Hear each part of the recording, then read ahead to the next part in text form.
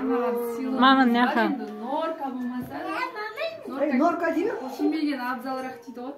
Норка шуба. Норка. Енді баласының атынан. Шақылы ма? Шапаласына жек көріне. Басында бес жоқ па? Бас киім бар дейді.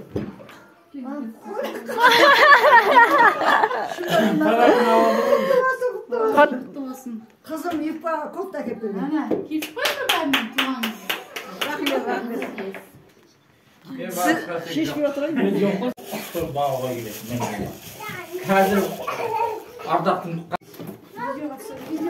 Седеп әпкенің подаркасы. Айгерім етіңін деп.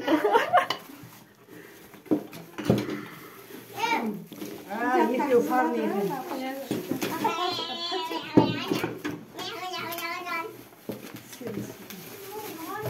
Мәк.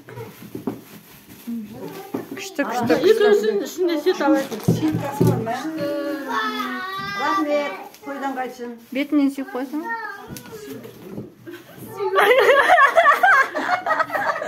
Сүйі керек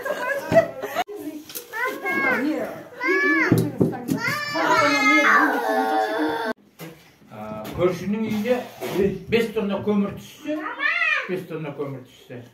жүгіріп келеді дейді, балаңызды бересіз ма, көмірді қораға кіргізсін дейді. Баладай анау үйіне көмірін кіргізсе, жүгіріп барып кіргізіп, шайын берсе берді, бермесе қайтып келеді дейді, қарап күйе болып. Қазір дейді, көршінің үйіне көмір түссе десе, баламай көршінің көмірін кіргізсе, қанша береді екен деп сұрайды. Кіргізіп қанша ақша береді екен. Көрші емес, ағайынның өзіне сондай. Мына қазір біздің столдың үстінде де имандылықтың. Мыналар кішкентай. Күтіп жүрмін, апарасың ба, апасы барар мекені қойып. Сен жоқ. Барасың ба деген сұрақ қоймай ма не? Мен барсам деп сөйтем, сізге айфон емес. Телефонды берсін, түсіріп әкеле ғой айфоныңа. Сонымен папасына өз тамақтан. Жабай тәте, айфон болмаса, седептіке болмаса эфирге шықпайды дейді. Мен де эфирге шығып қойыншы бір. Сен телефонын ашар деп атыр маған.